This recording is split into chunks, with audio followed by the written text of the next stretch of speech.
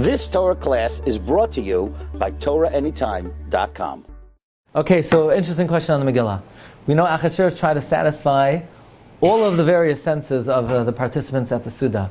So there were beautiful tapestries to look at, and there was delectable food to eat, and there was fragrant aromas to smell, and there were couches that were very comfortable, and he satisfied the sense of touch.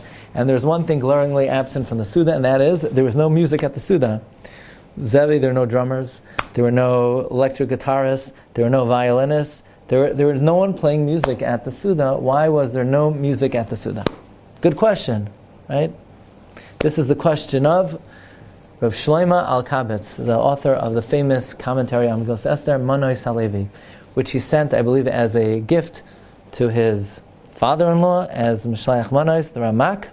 Okay, that's the question. Why was there no music at the Suda of Achashveirosh? So the Manois Halevi says an astounding thing.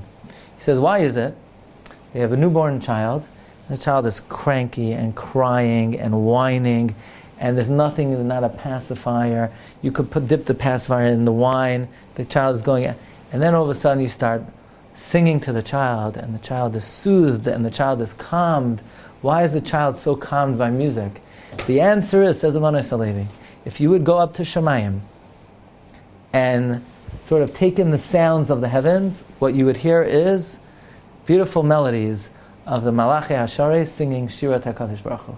Kadosh, Kadosh, Kadosh. Baruch Kavod Hashem Elokeinu.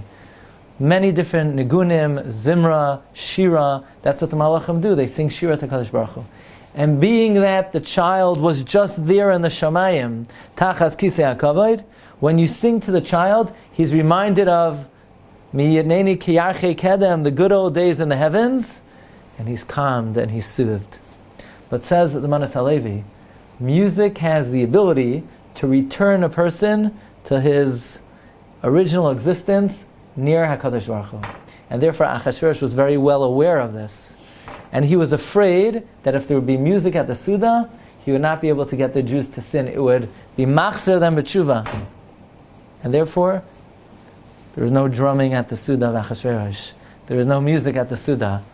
But from here we learn the great kayach of Nagina, that it has the capacity to bring a person back to HaKadosh Baruch Hu, reminding a person of his existence in the Shamayim with the Malachi Hashareis, Tachas Kisei HaKavod.